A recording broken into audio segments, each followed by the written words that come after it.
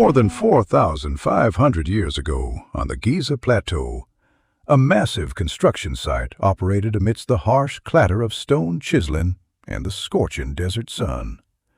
Strip away the weathered appearance of today's gray stones to look back at the past, when this structure was a physical entity of immense pressure. A giant artificial mountain clad in over 115,000 polished white limestone casing stones, so smooth they reflected the sunlight like a massive mirror in the heart of the sand sea. Behold Giza, 6 million tons of stone, standing as the world's greatest marvel. Standing 146 meters tall and composed of 2.3 million individual stone blocks, every figure represents a brutal survival challenge for the ancients. In an era without steel, without wheels, and without machinery, how could they transport and assemble blocks, weighing as much as a truck, to the height of the clouds with a margin of error measured only in millimeters?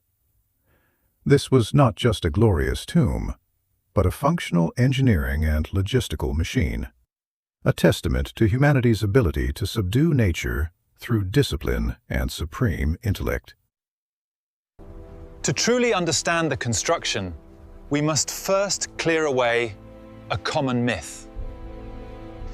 That the pyramids were built by tens of thousands of slaves under brutal lashes. Modern archaeological evidence from the workers' village at the Giza Plateau paints a completely different picture.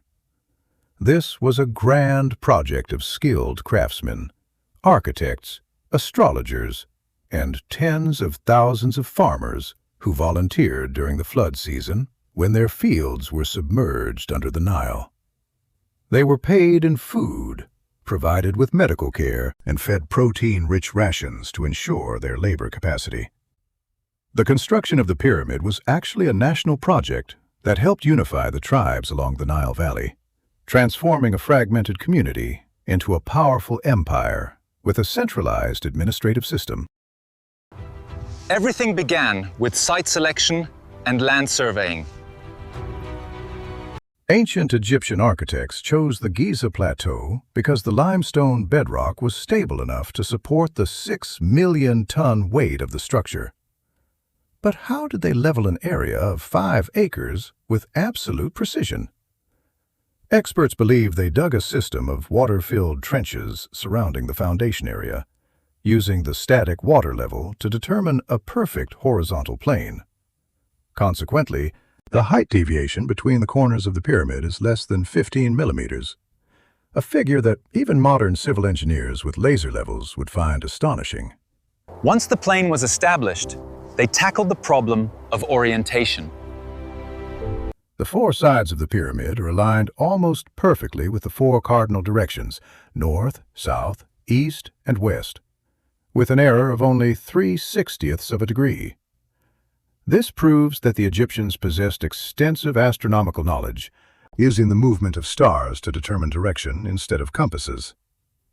The primary material was limestone quarried on site, but the shimmering outer casing required a finer white limestone from the Tura quarry, dozens of kilometers away across the Nile.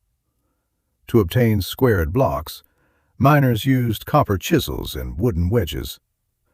They drove wooden wedges into the rock fissures and poured water over them. As the wood expanded, it created immense pressure, causing the stone to crack as intended. Transporting these multi-ton blocks across the desert was a massive mechanical challenge. An ancient painting revealed this secret. The stones were placed on giant wooden sledges and pulled across the sand. To reduce friction, a worker would stand at the front of the sledge and pour water on the sand. Modern science has proven that if sand has the correct moisture level, the required pulling force is reduced by half, allowing worker teams to move the massive blocks smoothly. Once the stones were gathered at the foot of the site, the most difficult problem emerged. How to lift them? To this day, this remains the most debated topic in archaeology. The most common hypothesis is a system of ramps. A straight ramp from the ground to the summit would require more building material than the pyramid itself and would stretch for kilometers. Another theory is a spiral ramp running around the exterior, but it would have obscured the pyramid's corners, making it impossible to control the slope and shape. In recent years, French architect Jean-Pierre Houdin proposed a revolutionary hypothesis.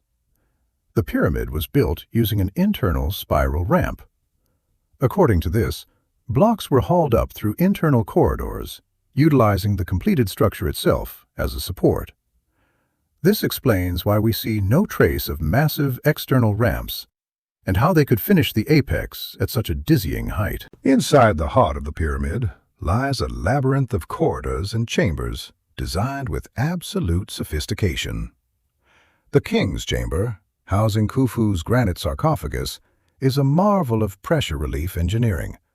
Above the ceiling of this chamber are 5 tiers of empty space with massive granite slabs stacked in an inverted V-shape. This structure helps distribute the weight of the millions of tons of stone above to the sides, preventing the chamber from collapsing. These granite blocks were polished so finely that they fit together without a single drop of mortar. This meticulousness is also evident in the Grand Gallery, a sloping space nearly 9 meters high using a corbelled vault technique, which once housed a system of pulleys and stone counterweights to lower the blocking stones after the pharaoh was entombed. Beyond its architecture, the Great Pyramid contains mysterious mathematical constants. If we divide the perimeter of the base by twice the height, the result approximates pi, 3.14. And the proportions in the king's chamber are closely related to the golden ratio, phi. Is this a coincidence? Or did the Egyptians possess mathematical secrets that the world would only rediscover thousands of years later?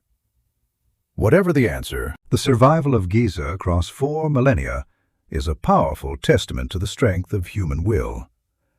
It has witnessed the rise and fall of empires, the birth of religions, and the industrial revolution of mankind. At the end of this journey of discovery, we realize that the pyramid is more than just the tomb of a deceased king. It is a message sent from the past, reminding us that with unity, wisdom, and a grand vision, humanity can achieve the seemingly impossible. Those stones still stand there, silent and proud amidst the sandstorms of time, challenging every limit of the imagination. When you look at satellite images or stand at the foot of this great structure, remember that every millimeter of stone was placed with the sweat, devotion, and the longing for immortality of tens of thousands of people. If you feel captivated by these mysteries, leave your thoughts on how the ancients conquered nature. Do not forget to subscribe and join us on our journeys to decode other architectural wonders across the planet. Thank you for listening to the story of the speaking stones of ancient Egypt.